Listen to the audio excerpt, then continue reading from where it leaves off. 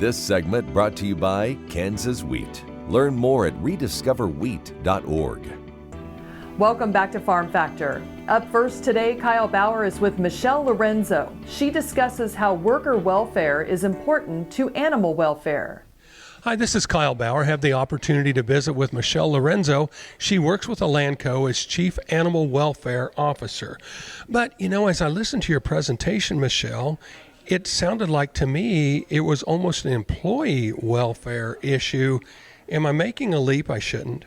No, I'm finding more and more that our industry's done a wonderful job focusing on our animals, keeping them comfortable, keeping them fed, keeping them healthy. We've done a lot to really boost up our productivity and animal welfare.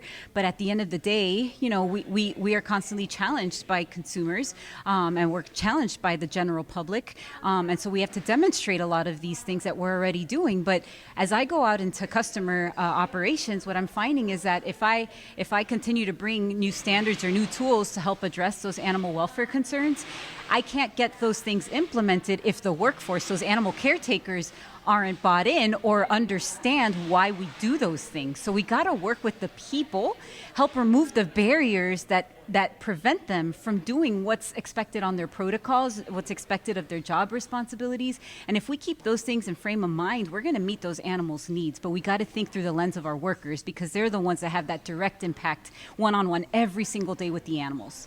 I use the word employee and you've used the word workers, and really that's more correct because in a lot of farm operation, those workers are family members. They're not necessarily paid employees, but still, as those folks get maybe challenged with bad work conditions, it's harder for them to keep a good attitude and treat the animals as well. Absolutely. And it's not that I'm saying managers need to be accountable for all of the problems on and off the farm that those workers have to tackle. We're all humans. We all carry our struggles on and off the farm, right? But it's having the mindset and knowing what those folks are going through, what they're experiencing.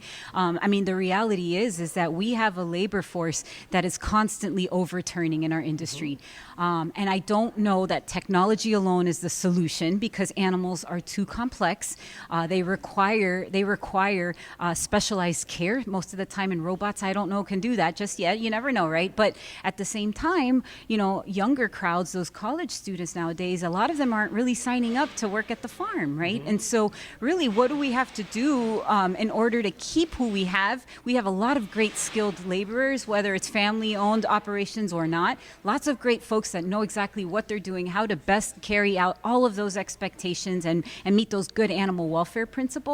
And just really think about it through their lens. Think about it. What is it that they endure with all those weather conditions, with all the increased number per head that people are expected to treat or doctor and whatnot, right? Just thinking about what is it that they go through. Hold that in the back of our minds as we move forward and try to incentivize, recognize, appreciate, empower, or really even for new hires. We get a lot of new hires that have never been on a farm, right? Don't just throw them out to shadow someone for 2 weeks and expect it all to be done and they be as productive as anyone else, right? We got to think about it from their individual standpoint and really take that into consideration. And the more that our industry can start using objective metrics to better understand that, that's really going to be what helps us move forward. I know a lot of what I'm talking about sounds touchy-feely, and that's not very easy for a cattleman or myself as a scientist to swallow, and I don't blame them. That's a very complex area.